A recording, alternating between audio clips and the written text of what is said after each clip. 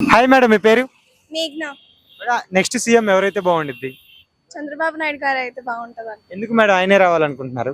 ఎందుకంటే అతను మన యూత్ గురించి ఆలోచించి యూత్ కావాల్సిన ఆపర్చునిటీస్ కి ఇంకా కంపెనీస్ కి ఫ్యూచర్ గురించి బాగా లాంగ్ విజన్ ఉన్న అతను కాబట్టి అతనే రావాలనుకుంటున్నా. జగన్మోహన్ రెడ్డి గారి పాలన మీకు ఎలా అనిపిస్తుంది? జగన్మోహన్ రెడ్డి గారి పాలన కోవిడ్ అదంతా రాకపోయి ఉంటే మేబీ కొంచెం బెటర్ అయ్యి ఉండేదేమో. దానివల్ల ఇంకా లాస్ లోకి వెళ్ళిపోయాం కాబట్టి రికవర్ అవ్వలేకపోతున్నాం కాబట్టి ఎక్స్పీరియన్స్ అయిన మన చంద్రబాబు నాయుడు గారు వస్తే ఏమైనా చేంజ్ వస్తుంది అనుకుంటున్నాం. మరి చంద్రబాబు నాయుడు గారు వస్తే ఇక్కడ ఐటీ డెవలప్మెంట్ చేస్తా అన్నారు కదా, చేస్తారా? చేస్తారండి, ఖచ్చితంగా చేస్తారు. ఎందుకంటే చంద్రబాబు నాయుడు గారు ఉన్న టైంలో అట్లీస్ట్ 2-3 కంపెనీస్ అన్నా వచ్చాయి వైజాగ్కి. జగన్ మోహన్ రెడ్డి గారు వచ్చినప్పటి నుంచి కొత్త కంపెనీస్ మేమేమి చూడలేదు ప్రస్తుతం. మరి అయినా కానీ నేనే గెలుస్తా అంటున్నారు కదా మేడం జగన్మోహన్ రెడ్డి గారు. ఒకవేళ జనాలు కూడా అదే కోరుకుంటే మారే ఛాన్స్ ఉంది కదండి, ముందు నుంచి అనుకోలేం కదా. మరి ఈసారి మరి ఎంపీగా భరత్ గారు నుంచున్నారు కదా, దానిపై మీ అభిప్రాయం ఏంటి? భరత్ గారు లాస్ట్ టైం ఓడిపోవడం వల్ల ఈసారి బాగా స్టడీ చేసి ఏం అవసరం అనేది తెలుసుకొని ఐ థింక్ చేంజ్ తేగలరు, మార్పు అనేది తేగలరు అనుకుంటున్నాను. ఎందుకు మేడం ఆయన మీద మీకు అంత నమ్మకం? మరి సపోర్ట్ చేస్తున్న పార్టీ కాబట్టి, ఒక మంచి మా బాగోగులు అన్ని తెలుసుకున్నారు కాబట్టి దాన్ని బట్టి అతను చేయగలరు అనే నమ్మకం వస్తుంది. మరి ఇప్పుడు మరి ఆయన మన పార్లమెంట్కి వెళ్ళగలరా? జనాలు కోరుకుంటే వెళ్ళగలరండి. మరి 5 ఏళ్ళు నెక్స్ట్ పోయిన ఎలక్షన్ లో ఓడిపోయారు కదా, మరి నెక్స్ట్ ఎలక్షన్ లో గెలుస్తారని పక్కా అనుకుంటున్నారా? గెలిచే ఛాన్సెస్ ఉన్నాయి కదా, ఏ ఎలక్షన్ లోనైనా 50-50 ఛాన్సెస్ ఉన్నాయి కదా, ముందు నుంచి చెప్పలేము.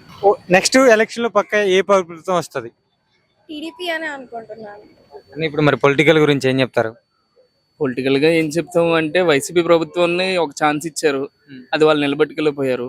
ఇప్పుడు మంచిగా టీడీపీకి ఇస్తే బాగుంటుందని అనుకుంటున్నాం. ఎందుకన్నా టీడీపీకి ఇవ్వాలంటావు? ఎందుకు అంటే వాళ్ళందరూ చదువుకున్న వాళ్ళు, కొంచెం కరప్షన్ తక్కువ, అంటే వీళ్ళతో పోలిస్తే వాళ్ళు కొంచెం తక్కువ, అందుకని కొంచెం ఏదైనా బాగుపడుతుంది అని చెప్పని అవుతుంది. అన్న అసలు వైజాగ్ బాగుపడడం ఎవరి వల్ల కారణం? బాగుపడలేదు ఎవరి వలన పడింది, ఇంత డెవలప్మెంట్ అయింది అంటున్నారు కదా. జగన్మోహన్ రెడ్డి చేశారు, చంద్రబాబు నాయుడు గారు చేశారు. డెఫినెట్ గా చంద్రబాబు నాయుడు గారే చేశారు. హుదూద్ వచ్చిన తర్వాత నుంచి, బిఫోర్ హుదూద్ ఆఫ్టర్ హుదూద్ గానే చేశారు చంద్రబాబు నాయుడు గారు. అది ఎవరి వల్లను సాధ్యపడింది ఆయన చేసి చూపించారు. అది ఇక్కడే ఉండిపోయి ఒక వారం 10 రోజులు ఇక్కడే ఉండిపోయి బస్సులో ఉండి మొత్తం మా కరెంటు వాటర్ వచ్చినంత వరకు ఇక్కడే ఉండి చేసి వెళ్ళారు. అది ఇంత డెవలప్మెంట్, ఇన్ని రోడ్స్ బాగున్నాయి, అన్ని బాగున్నాయి అంటే కారణం ఆయన. అంటే మరి ఇప్పుడు చంద్రబాబు నాయుడు గారు ఇప్పుడు ఎంపీని భరత్ గారి నుంచో పెట్టారు, మరి ఆయన గురించి ఏం చెప్తారు? డెఫినెట్ గా ఒక చదువుకున్న వాళ్ళు రాజకీయాల్లో ఉంటే మంచిగానే ఉంటుంది. సో ఈయన చేయగలరన్న నమ్మకం ఉన్నది. ఈయనకి ఈసారి ఛాన్స్ ఇస్తాం మేమైతే.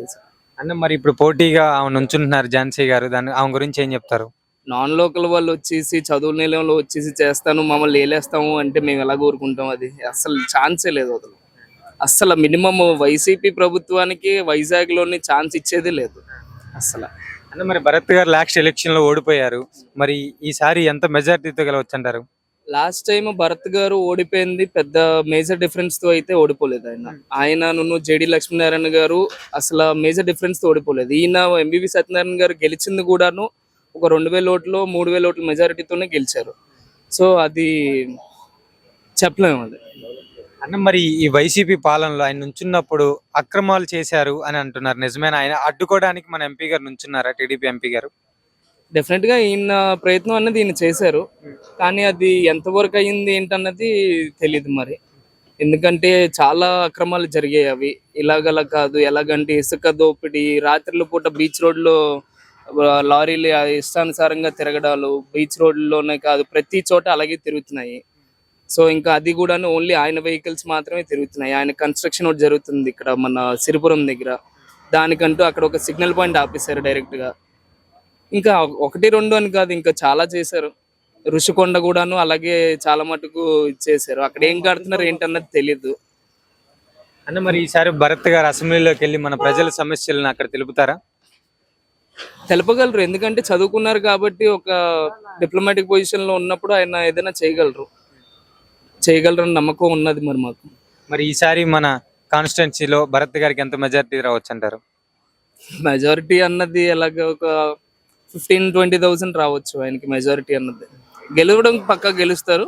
ఒక 15-20,000 మెజారిటీ రావచ్చు. మన ప్రజల కోసం పోరాడతారా? పోరాడతారు. ఇప్పటి వరకు ఆయన చాలా చేశారు, చేస్తున్నారు, చేయగలిగారు కూడా. అంటే నేను ఓడిపోయిన తర్వాత మీ ప్రజల్లోకి వచ్చి మీ ప్రజల సమస్యలు తెలుసుకున్నారా? తెలుసుకున్నారు, డెఫినెట్ గా తెలుసుకున్నారు. ప్రతి నియోజకవర్గానికి వచ్చి ప్రజలు ఎలాగున్నారు ఏంటి అనేది అది కూడా తెలుసుకున్నారు. పార్లమెంట్ లోనే ఖచ్చితంగా చూడగలం ఆయన.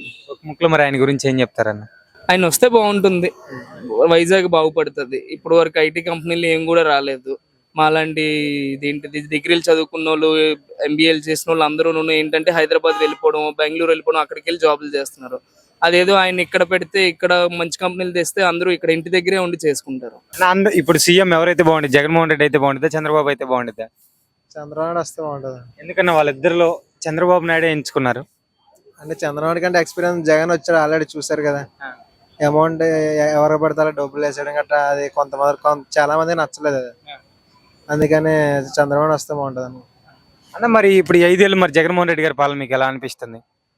పర్లేదు, బాగానే ఉంది, కానీ మరి కొన్ని విషయాల్లో బాగాలేదన్న. అసలు ఆ అమౌంట్ ఎవరు పడతారు వేయడం, కరెంటు బిల్లు కూడా చాలా దారుణంగా పెరిగిపోతున్నాయి. అవి కొన్ని విషయాల్లో బాగాలేదు. బాగానే ఉంది కానీ రాజధాని విషయంలోనే గట్టా చాలా బాగాలేదు, రోడ్ల విషయాల్లో. అన్న మరి 3 క్యాపిటల్ చేస్తా అన్నారు, మరి ఏది చేస్తారని చెప్పేసి అనుకున్నారు జగన్మోహన్ రెడ్డి గారు? చేయలేదు కదన్న, 5 సంవత్సరాలు అయిపోయింది. చేసినట్టే ఉన్నా, అక్కడ అన్నాడు ఇక్కడ అన్నాడు, అసలు ఏది చేయలేదు. మరి ఐటీ ప్రకారం ఏమైనా డెవలప్మెంట్ అయిందా? ఐటీ ప్రకారం కూడా ఉన్న కంపెనీలే లేవు కదా, అసలు జాబ్స్ కూడా లేవు. మరి ఈసారి ఎలక్షన్ లో చంద్రబాబు నాయుడు గారు గెలిస్తే ఐటీ ప్రకారం డెవలప్మెంట్ అవుతుందా? ఐటీ ప్రకారంగానే డెవలప్ ఇప్పుడప్పుడే అవ్వదన్న, టైం పడుతుంది దానికి. ఇంకా ఏదైనా ఏదైనా ప్రైవేట్ కంపెనీస్ తీసుకొస్తాయి, normal manufacturing companies. Bro, Andhra next CM Pavan Kalyan వస్తే బాగుంటుంది అని అనుకుంటున్నాను. టీడీపీ చంద్రబాబు వచ్చినా పర్లేదు, వాళ్ళే రావాలని కోరుకుంటున్నాను. మీ పార్లమెంట్లో ఎంపీగా వైసీపీ తరపున వచ్చి ఝాన్సీ గారు, టీడీపీ తరపున వచ్చేసి భరత్ గారు, ఇద్దరు ఎవరు గెలుస్తారు అనుకుంటున్నారు? నా సపోర్ట్ అయితే భరత్కి ఉంటుంది. ఎందుకు? నాకు పొలిటికల్ విషయంలో పెద్దగా ఏం తెలియదు, జీరో ఎక్స్పీరియన్స్. సో ఇప్పటి వరకు జగన్ గారివి 4 years చూసాము. ఇప్పుడు కొత్త వాళ్ళకి అంటే లైక్ పవన్ కళ్యాణ్కి వాళ్ళు ఎలా చేస్తారు అనేది చూడాలి అంతే. సో పొలిటికల్ విషయంలో వాళ్ళు మాకు చేసేది ఏమి ఉండదు. కాకపోతే ఏంటంటే మా వల్ల వాళ్ళు ఎవరో ఒకళ్ళు సీఎం అవ్వాలి కాబట్టి, సో ఇప్పుడు కొత్తగా వచ్చే వాళ్ళ రావాలని కోరుకుంటున్నాను. అంటే ఇప్పుడు ఆల్రెడీ టీడీపీ వచ్చింది, వైఎస్ఆర్ వచ్చింది, పవన్ కళ్యాణ్ రావాలని అయితే కోరుకుంటున్నాను. ఎందుకంటే ఏం లేదు, రీజన్స్ ఏం లేదు, కొత్త క్యాండిడేట్ కావాలనుకుంటున్నాం అంతే. ఇంతకుముందు ఎంవివి సత్యనారాయణ గారు పరిపాలించారు కదా వైజాగ్ని ఎంపీగా, ఏమైనా డెవలప్మెంట్ తీసుకొచ్చారా? నేను చెప్తున్నాను కదా, మనకి పొలిటికల్ విషయంలో జీరో ఎక్స్పీరియన్స్. అంటే మనకు తెలియనట్టు మాట్లాడాలి. ఏదో తెలుసు అనుకుని మాట్లాడేస్తే అది వేస్ట్. అలా కాదు, ఇప్పుడు ఎవరైనా ఎంపీ అంటే ఇప్పుడు భరత్ ఉన్నారు పవన్ కళ్యాణ్కి సపోర్ట్గా, జనసేన పార్టీ. సో ఇప్పుడు కొత్త వాళ్ళు ఎవరైనా ఉన్నారంటే ఒక పార్టీ ఉంది, అది కూడా పవన్ కళ్యాణ్ జనసేన పార్టీ.